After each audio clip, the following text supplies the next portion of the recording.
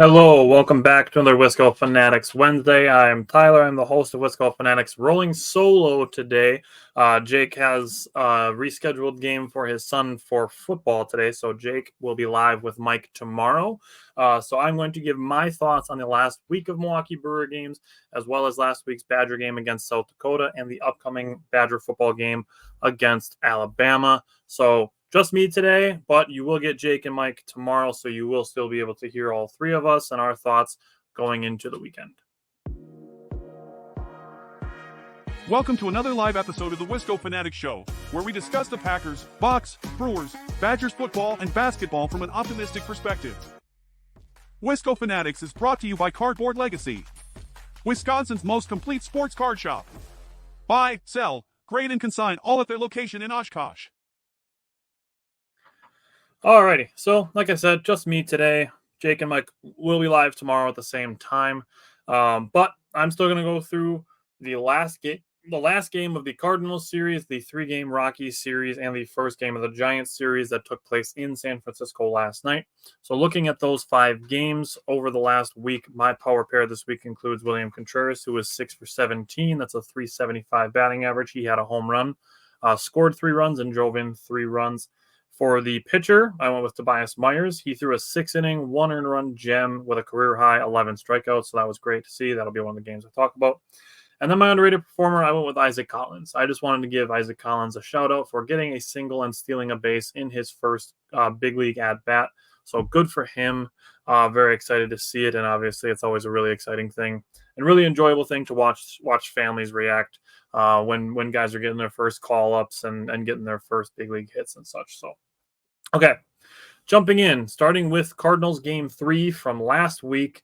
The Brewers did end up losing this one. This ended 10 games in 9 days. Pretty long stretch, but I do think the Brewers in this stretch focusing on rest. The offense was a little slow. It happens. I don't think there's too much need to put too much emphasis on these games, but we can start to think about the postseason roster. So I think that's something that as we get into, especially like the bullpen, that's going to be the conversations that are being had here. So looking at the top of the first inning, the first 2 bases loaded walks. Those are the first 2 bases loaded walks of Colin Ray's career. Not just the season, of Colin Ray's career. That was the first 2 times that Colin Ray had ever walked in runs with the bases loaded. Took him a 30-pitch first inning. He rebounded well for a 7-pitch second and a short 4-inning start through 75 pitches. Now, this is going to be a theme where guys aren't necessarily going into high pitch counts, but are still being pulled what you would call, quote-unquote, early. He gave up 4 hits, 2 walks, had 4 strikeouts, gave up 2 earned runs, and this is where, like I said, I think the Brewers were focusing more on rest.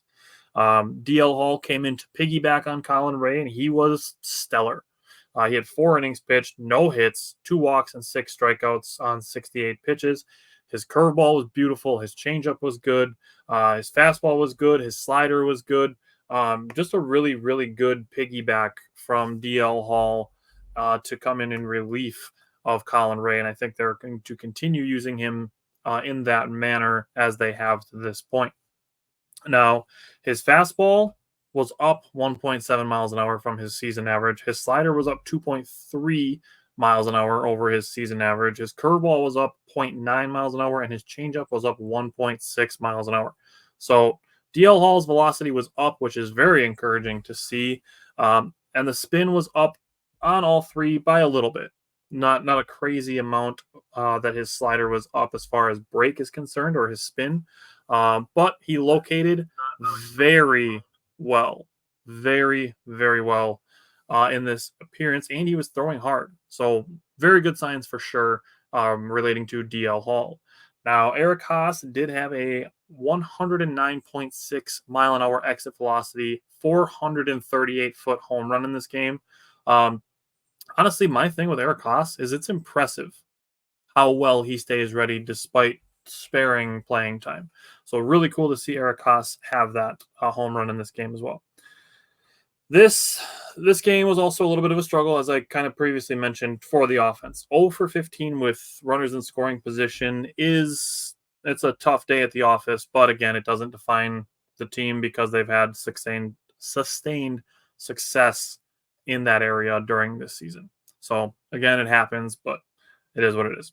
Devin Williams did have a nice and easy 9th inning, 17 pitches, 1, 2, 3. Could have been less pitches, but still a good appearance for him.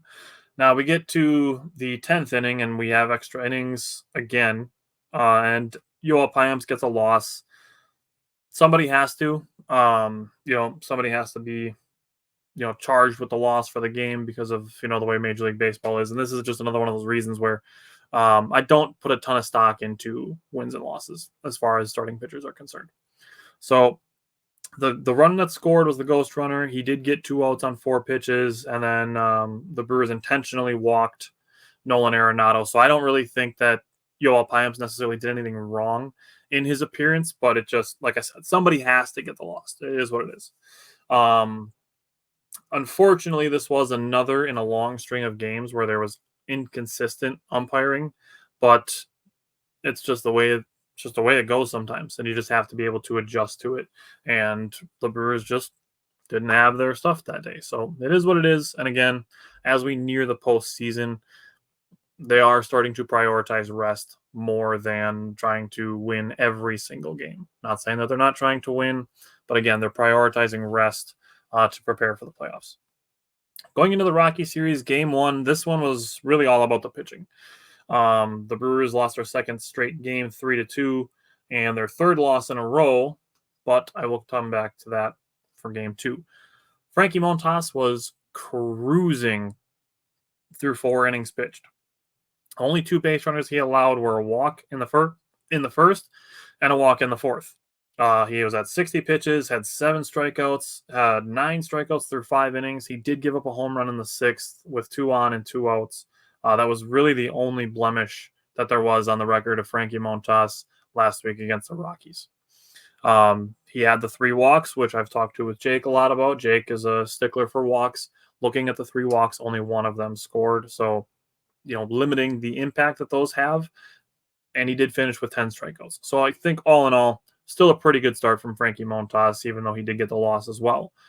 For him to have 10 strikeouts and 3 walks and to go 6 innings on 94 pitches is impressive.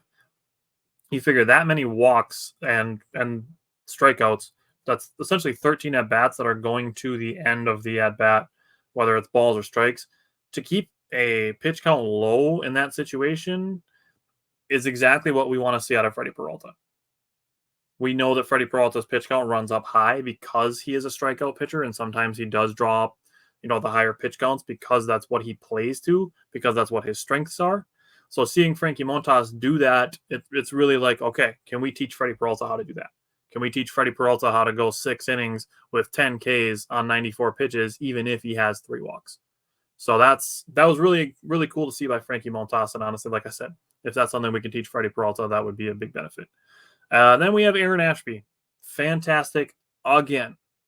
Just whatever it happened, that when he became a reliever, he became dominant and had all of his command locked down. His command was great again. He pitched 3 innings, only gave up 1 hit, no walks, and had 4 strikeouts. Now, looking at the Brewers offense, again, 2 runs. It's another not great day for the offense. But looking at it, seeing the flip side of it, just taking the perspective, the Brewers had 4 hits. All 4 hits came from the 7, 8, 9 hitters in the order. So, yes, the focus is going to tend to be, that means the top of the order sucked. But it also means that the bottom of our order is capable. So there's just a shift in perspective there that, can go to being a positive thing. Dan, what's up? Rolling solo today. I actually fired Mike and Jake and Simon and Bryant. This is now the Wisco Fanatic podcast. I'm just kidding. Mike and Jake are going to be live tomorrow. So they will be live at the same time tomorrow. I'm just sticking with a normal show today. Their Brewers, although only the 4 hits, they did also draw 5 walks. Churio had 2 of them. Bowers had 2 of them. And then Perkins had 1. So still 9 base runners, but obviously the consensus is going to be you're playing the Rockies, you should beat them every single time. And again, if everything happens the way that it should on paper, nobody would watch sports because they'd already know what's going to happen.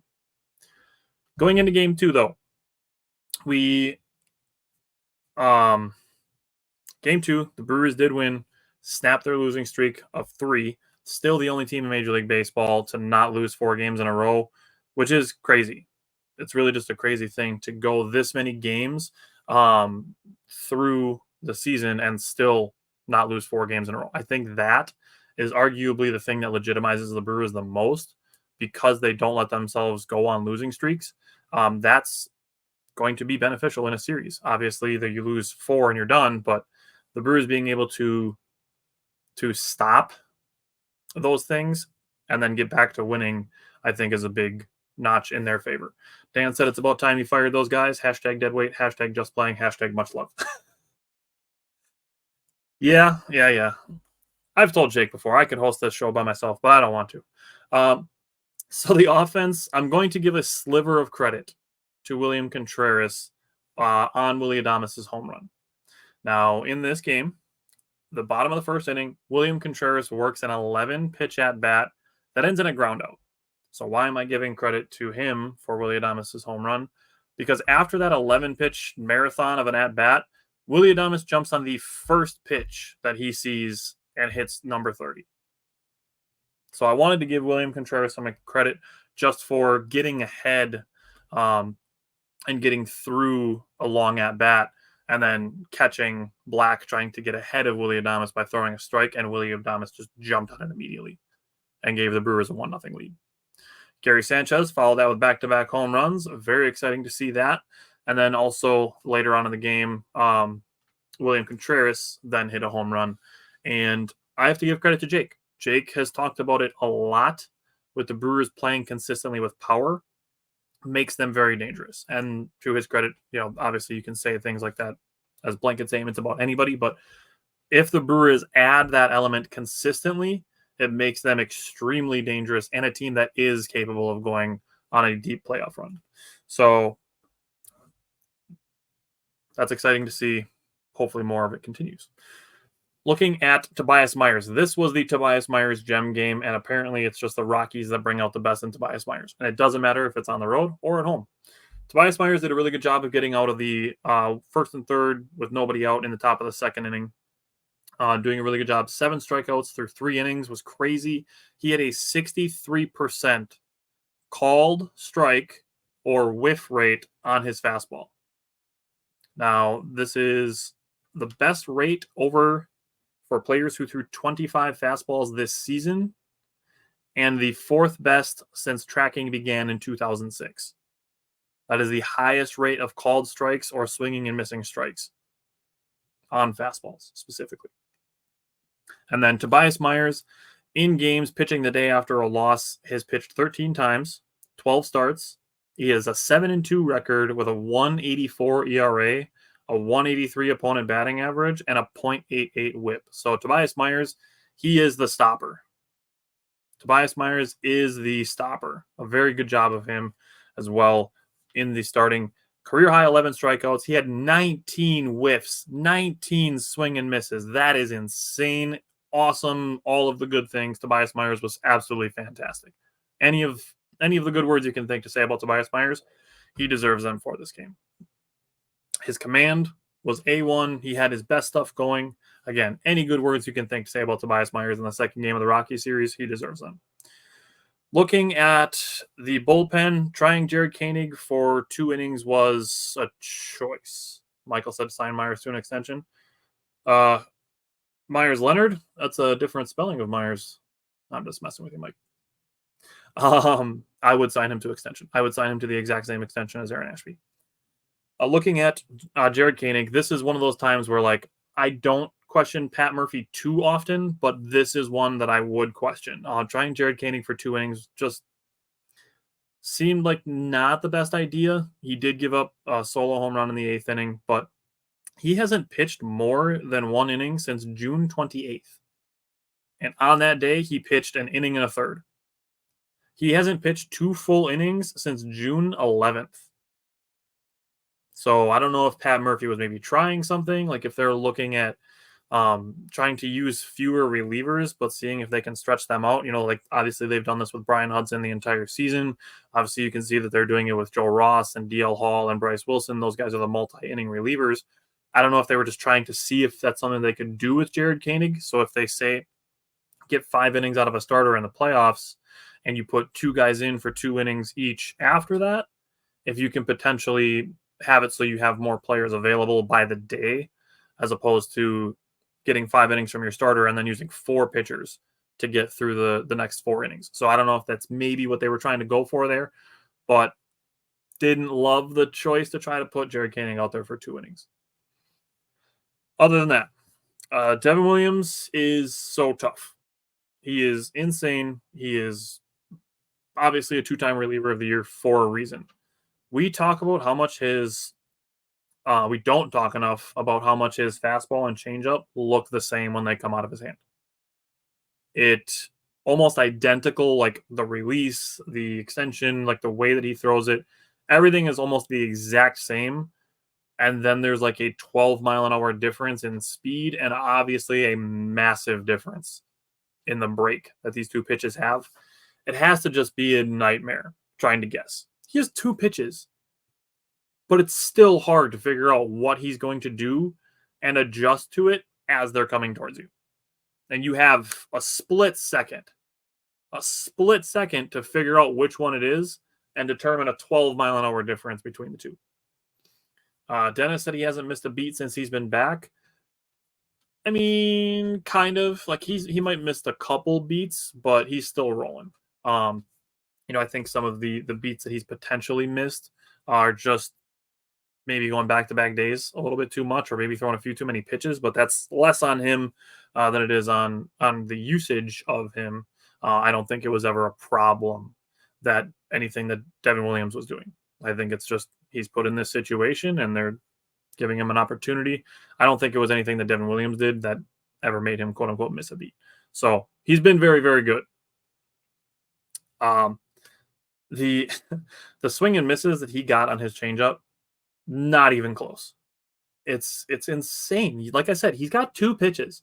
You have a 50-50 chance of guessing right what pitch he's going to throw to you, and guys still just wave at pitches that their bat ends up being 16 to 18 inches away from the ball. It's really incredible, and we're lucky to have him. Before I move on to Game 3, I have to give the Rockies some credit because their outfield defense is insane. Their infield defense is really, really iffy, really shaky, but their outfield defense is insane. They showed the range in all 3 of these games here. And going into Game 3, I already mentioned Isaac Collins as my underrated performer this week for his first at-bat. Gets a single, steals second base right away. Love to see that. Then after that, the Brewers' final 23 batters were all retired in order. And out of those 23 at-bats, only one of them had over a 200 expected batting average, which was an Andrew Monasterio line out in the bottom of the 5th. That's just one of those like baseball things. It's just kind of the way the cookie crumbles sometimes. And obviously, again, we've talked about the Brewers. They're starting to focus on the postseason. Michael said he disagree. Williams has had a few walks, and I still love him and glad he's our closer, but he hasn't been exactly shut down every outing. And that's never been, he's never been shut down every single time all the time. But it's his ability to deal with traffic and still win games. And that's the thing that Jake comes back to a lot is, did we win? Yes. Okay, he did his job. And like I said, I don't think it's been anything where he's doing anything wrong. It's just some days he doesn't have the command that he does when he's at his best. And nobody's 100% of their best all the time, every single day. Shohei Ohtani has days where he goes 0 for 4 with 4 strikeouts. It happens. So nobody is their best 1,000% of the time, 100% of the time, every single time. Everybody's going to have their ups and downs. But overall, if we're looking at Devin Williams since he's returned, he's been very good. So very excited for Isaac Collins in Game 3. Freddie Peralta, not a horrible game, but his pitch count was getting up a little bit in the 5th inning, and then the home run hung 2 more runs on him, which was given up by Hobie Milner in the 5th inning. It's tough. But Hobie Milner and Elvis Aguero are in similar situations. And right now, they can't be relied on with two runners or with runners on base. It's tough. And like I said in the beginning of the show, that we're starting to get to a point where the losses aren't these backbreaking losses. Obviously, we still would like to have one of the top two seeds, but I don't think the NL Central is in any sort of jeopardy. So I think the Brewers are just preparing to be ready for the playoffs, whether they're a top two seed or the 3 seed, and have to play an opening round game or a series. I mean, that said, if we're looking at what the postseason roster could eventually look like, it's getting harder and harder to imagine Hobie Milner and Elvis Aguero being on it, which is unfortunate because we like them. They're good pitchers. They have good stuff. Just has been a bad year for both of them as far as inherited runners are concerned. So hopefully they can work out of it. There's still a handful of games to go in the season, still about 20 games to go, I think 19 games maybe. But right now, it's just the bottom line. Right now, you just can't trust them with runners on. It's just how it is. Like I said, hopefully they can work out of it, but it did hurt them in that Rocky series. Okay, going to last night's game. Brewers back on the win column last night. Another 3-2 game. This one that came out on the winning end. Aaron Savali, pretty decent start. 5 1/3, 3 hits, 1 walk, 2 Ks, 2 earned runs, only 68 pitches. So going back to what I said about Colin Ray in the third game of the Cardinals series, he was pulled after only 74 pitches, I believe it was. Again, it just seems to be that the Brewers are looking at some of these starters and giving them quote unquote take it easy starts. But Aaron Savali was pretty good, I think. He was 48 out of 68 on strikes, so only 20 balls. That's pretty good. And then out of 20 batters faced, he had 13 first pitch strikes. That's 65%. That's a pretty good number as well. Looking again, this is DL Hall again in relief. Inning and 2/3, no hits, 1 walk, 1 strikeout. Trevor McGill came in, got a really quick 1, 2, 3, 8th inning, took only 7 pitches. His velocity was down a little bit, about 2 miles an hour, so that's something I'm going to keep an eye on, whether it's environmental conditions or usage, or if he's just got some fatigue, which at this point in the season everybody has. So I'm going to keep an eye on Trevor McGill's velocity going forward.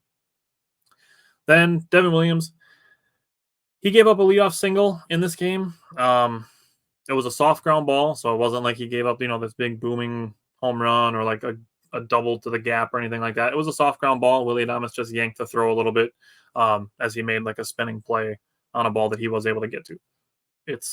I'm not saying that Willie Adames should be charged with an error or anything like that. It's just one of those things that was just a little bit outside of the reach that Willie Adames had to try to make a really quick spinning throw, and it pulled Bowers off the base. Then the only other thing that I really have from this game is Joey Ortiz being called out at home plate. And originally he was called out, and after review he was still called out, and I really thought he was safe. It really looked like his hand was under the glove, under the tag. And this is something where I believe the NFL started doing this as far as their replays are concerned. They just started calling everything scores and then reviewing them because they're automatically reviewed. So I was going to present this a line of thought to Jake, is if Major League Baseball should just start calling players safe. If it's questionable, obviously I'm not saying to call everybody safe, but if it's a close play, a bang bang play, call them safe and then review it. Especially if they want scoring to be up as a result of using replay. Because if that play is called safe and then reviewed, it probably stands. But because he was called out and then it was reviewed, it stood as an out. So this is just something where, maybe the tendency is to call them safe until the play is reviewed and then overturn it to an out if they can see that there is an out. Just a thought there. But looking at the Brewers, they do have more games coming up. They have 2 more games in San Francisco. Jake, being on tomorrow, is going to go through tonight's game, and then I will give some brief thoughts on it next Wednesday when we start the show. Other than that, 3 at the Arizona Diamondbacks, and then they have the first 2 against the Philadelphia Phillies at home starting next week, Thursday, I believe. Oh, no, that doesn't make sense. They have 2 more. Then they have 2 at home against Philly Monday, Tuesday, and then they have the third game is going to be Wednesday night. I don't know why I was thinking Thursday. So that's what we'll have next week for Brewers games. Other than that, I'm going to switch to Badgers football.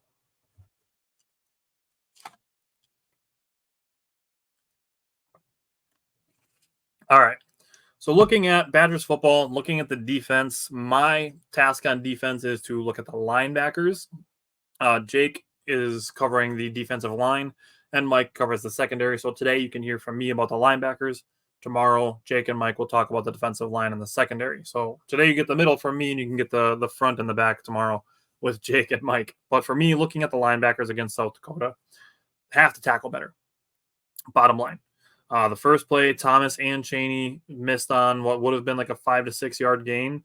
That became a 25-yard gain. Overall, Jake Chaney missed 3 tackles on the game. The Badgers total had 14 missed tackles.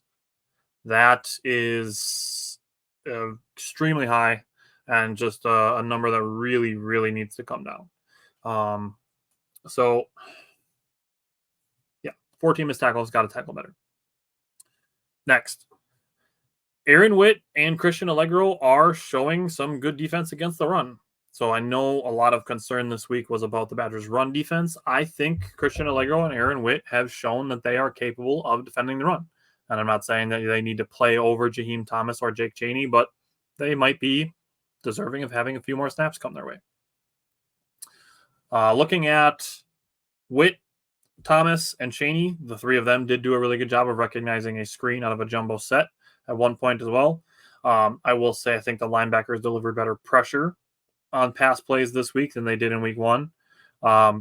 And Chaney ended up on a wide receiver versus a play action pass. Don't want to see that super often. But several defenders overcommitted versus the run. That's just a good play call by South Dakota.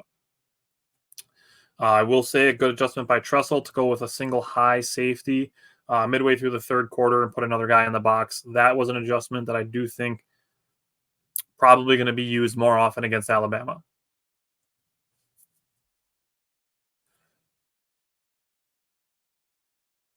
Then we get to Jake Chaney's targeting call. Now, I am in a group chat with Jake and Mike, and I know when this play happened, they were upset. They believed that it was a football play, and Chaney shouldn't have been targeted for targeting. But it was targeting, unfortunately, because he put his head into the chest of the receiver. Only thing he needs to do on that play is to just turn his head. That's it. Just the fact that he went straight down with his helmet, unfortunately, does make that a targeting call. So Jake Chaney will miss the first half against Alabama. It's unfortunate. It is what it is. But I do think it was the right call to call that a targeting penalty. Now, after that, after Jake Chaney was ejected, Tackett Curtis came into the game wearing the green dot. So that was interesting to see that, or essentially giving the transfer in, the new guy, the young guy on the team, as far as linebackers are concerned, the green dot. He did a good job filling in for Jake Chaney. And he's another guy in the linebacking room that I think is going to earn himself some more playing time. He was flying around sideline to sideline. He's making plays against the pass and the run. Very excited to see the opportunity that Tackett Curtis is going to get in the first half against Alabama. Now, again, it's a tall task. We know that. And there's no Jake Chaney, who is one of the best players in the defense. But I'm excited for the opportunity for Tackett Curtis. Last thing on the linebackers against South Dakota. Overall, I think they have some work to do on tackling and gap responsibility, but they are showing some good linebacker play with the ability to still be better. So I know I've talked about this group being a super deep group, and I still believe that that's the case. Obviously, I'm talking about all of these players who are making plays. It's a deep group. It really is. And all of the guys have shown something at some point in the first 2 games. So I'm excited to see more. And it's the more that we're going to see is against a really, really good team. That said, Looking at the offense against South Dakota, my charge on the offensive side of the ball is the passing game. Mike has the running game, and Jake covers the offensive line as well as special teams. For me, looking at the pass game, second play of the game, Tyler Van Dyke rolls to his right and hits Vinny Anthony for 32 yards on an absolute dime. Jake and I are going to do some more play breakdowns this week from the South Dakota game before we get to the Alabama game. And this play, seeing him rolling to his right and throwing an absolute dime, there is some encouragement on my part of what I'm seeing from Tyler Van Dyke compared to Tanner Mordecai and Braden Locke last year. Tyler Van Dyke has the arm talent. It's absolutely there. The first third down that they had started with 5 wide. They did eventually bring Jackson Aker back into the backfield, but a really good concept of the routes. And again, this is going to be one of the plays that we break down.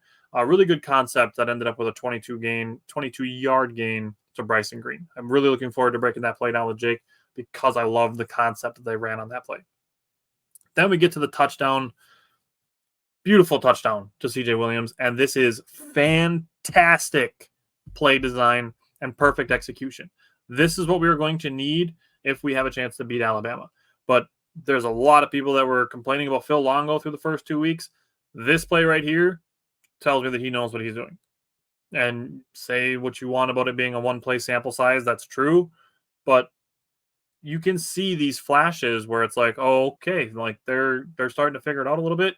And when the play calling, the design, and the execution come together, I think there is potential for Wisconsin to be a very good football team.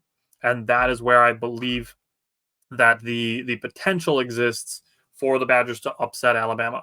And again, it's going to take essentially perfection of the play call, the play design, and the execution. All three of those things are going to have to be married for the Badgers to beat Alabama.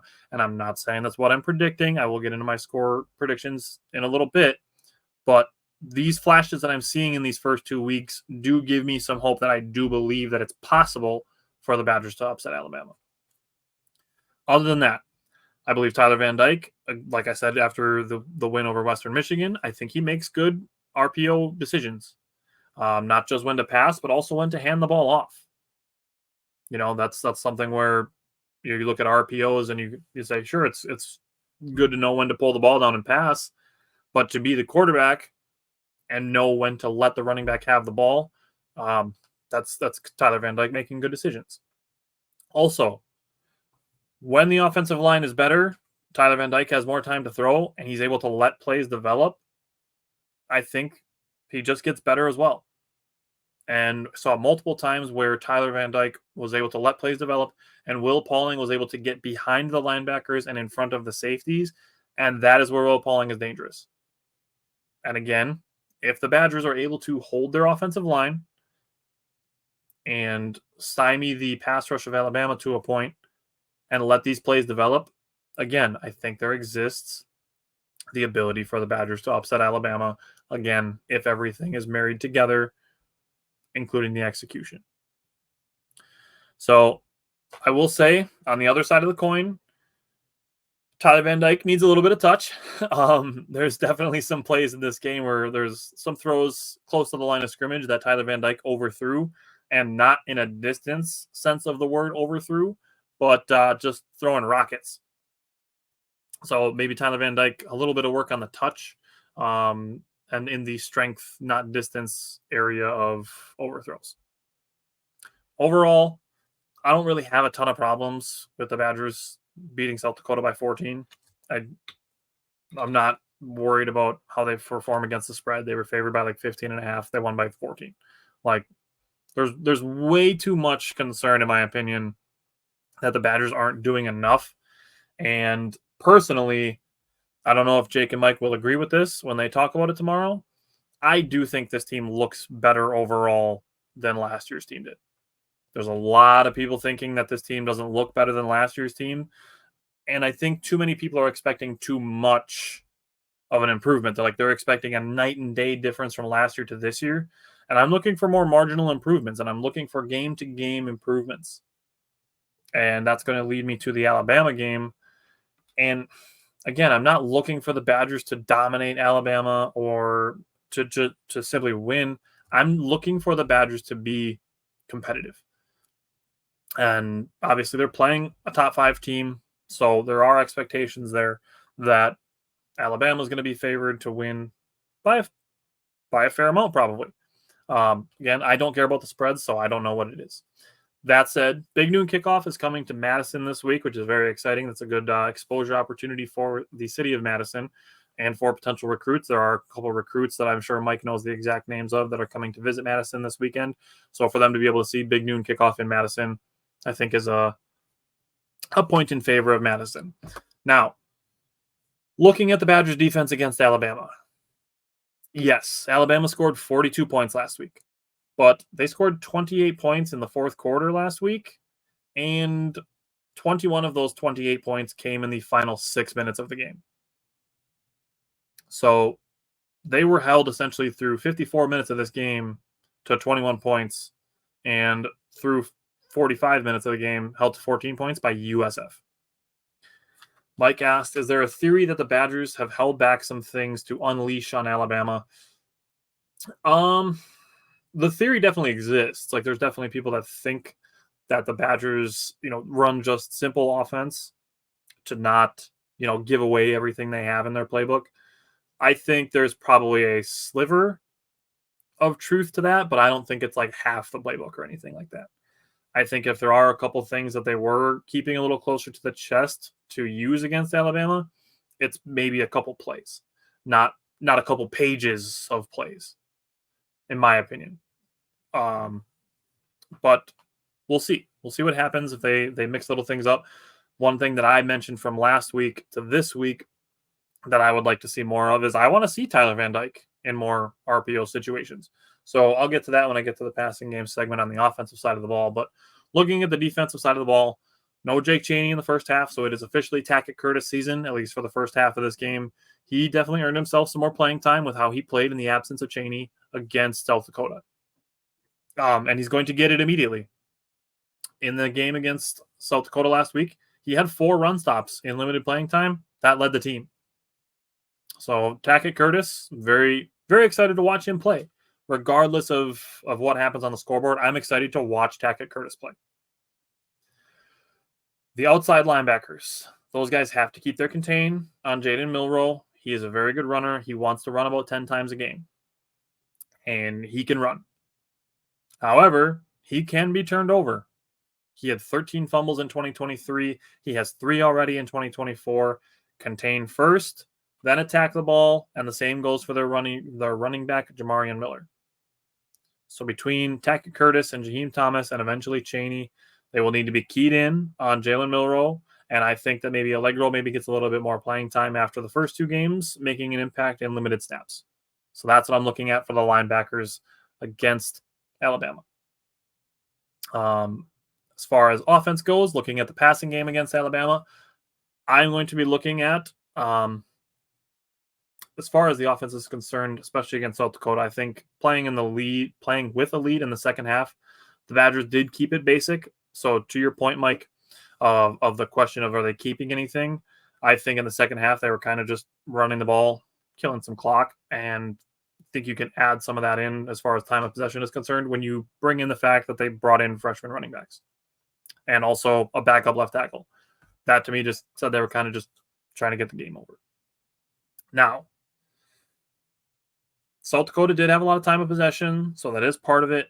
I did see some more wrinkles of the RPO in the first half after seeing just a couple in week 1. So if that trend continues, I would love to see Wisconsin keep the RPO going. Maybe for all 60 minutes, probably not ever going to be all 60 minutes of the game, but to keep that as part of the game plan during all 60 minutes. I'm not saying to run RPO on every single play. That's never going to happen. You're going to have designed passes and designed runs. But I like what I've seen from Tyler Van Dyke as far as decision-making and playmaking in RPO situations has gone so far. So I am on board for more of that. Late in the game, milking clock, Wisconsin are showing that they can use the pass game to possess the ball as well and not just run, and punt if they don't get a first down. Using a guy like Will Pauling in that aspect is a big asset, and I look forward to more of that. I think that is another thing that is potentially different from last year. The Badgers are able to possess the ball with the pass. They're able to have, a 2nd and 6 and get a 6-yard pass play. Not looking for anything flashy down the field, but being able to continue possessing the ball, continue running the clock with the passing game. That is a next level thing, in my opinion, for the Badgers. Go back as far as you want to. I think that's an asset for the Badgers, and I think that's a new thing that they're developing. And then in the passing game, just keep spreading the ball around. This is something I talk about with the Packers. It's one of the segments that I cover every Tuesday. 24 passes last week for Tyler Van Dyke. 7 different players had 2 or more targets. 8 players had receptions. So keep spreading the ball around. Very excited to see what else the Badgers can cook up in the offense. And like I said, I'm on board for more RPOs. Looking at X factors, mine is still Mike Tressel. Looking back on the defense, looking for Mike Tressel to dial up different looks to keep Jaden Milroe from getting comfortable in the run game or the pass game. And like I said, as covering the linebackers, keep them contained, similarly to how the Packers did against Jalen Hurts. Not to keep using, bringing up the Packers, but the Packers, they kept contained with their front 4 and were able to keep Jalen Hurts from making too big of an impact in the running game. That's what I would like to see the Badgers do against Jalen Milroe. Next, my keys against Alabama is to win the field position battle. Now, this isn't going to be, some big sexy, like, if the Badgers can score a long touchdown or something like that. Like, I'm looking at the field position battle because I think seeing how South Dakota was able to use it against Wisconsin, it made things tougher for the Badgers. And seeing South Dakota being able to set themselves up for a chance to upset the Badgers by starting their drives around the 35-yard line, and the Badgers having to start around the 20 or sometimes even farther back. So I think there's an opportunity there for the Badgers if they can win the field position battle, that is just another thing that can help them potentially pull off an upset. So for me, looking at my score predictions this week, my score prediction from the head, I do have 30-17 Alabama. Now, I'm going to preface this. I've spent the last half an hour saying that I think there's ways the Badgers can beat Alabama. I absolutely think the Badgers can beat Alabama. But going the more analytical route, I do think Alabama is going to win. It's a top 5 team versus a team who's in the second year of a new coaching staff. And now I get that Alabama is in the new coaching staff as well after Nick Saban retired, but the Badgers are in the middle of a program overhaul as far as the football program is concerned. So I do think Alabama is still going to win this game, but I do think the Badgers have a chance. There's a lot of people that are basically writing off the Badgers as having zero chance. I'm never going to say a team has zero chance. Northern Illinois just beat Notre Dame last week. So, everybody has a chance. My dad asked, is field position the way to upset somebody, or is taking your wrist once in a while a way to upset them? I think field position is just another way to help yourself by making your opposing offense have to go farther to score points. Afam said David Gilreath. Good times. From the heart.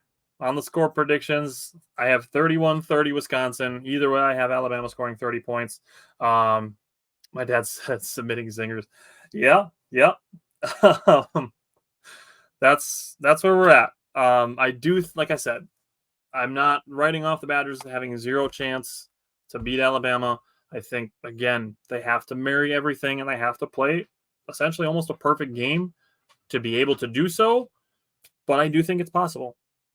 And again, the RPO situation on offense, I think it's possible. Seeing the linebackers getting better over the first 2 weeks, I think is encouraging, even without Jake Chaney in the first half due to his targeting penalty. So I think it's possible. We'll see what happens. And we have more Brewer games coming up between now and next week. And again, I am solo today because I fired everybody. Just kidding. Because Jake and Mike have some stuff going on. So they are going to be live tomorrow. Afam said he's already sick of our clap snap. That's a college football thing. I don't know. I think it's something where eventually they'll do the clap and they'll try to get opposing teams to jump off sides and get a free play out of it at some point. I don't know. It's a college thing. It is what it is. Whatever. So, I mean, Dak Prescott says, here we go every time he snaps the ball. So that could be worse. But I will be back next week with Jake and Mike on Wednesday, as well as Tuesday night with Simon and Bryant for the Packers show. And if you are subscribed to us on Patreon, we will be live. It'll be just Mike and I on Saturday. We will have a 30-minute pregame show before Wisconsin and Alabama, and then we'll be watching the game together on Patreon. So if you are interested in watching some games with us, you can check us out on Patreon over there. We're doing 2 watch parties a month, and the patrons get to vote on the ones that we cover next month. Alabama and Wisconsin was the highest picked game of the month of September. So Mike and I will be live on Saturday for that with a brief post-game show. So come check us out over there and tune in to see Jake and Mike talk tomorrow on their thoughts on the Brewers and the Badgers. And I will see you everybody Saturday, Tuesday, and Wednesday. Have a good one.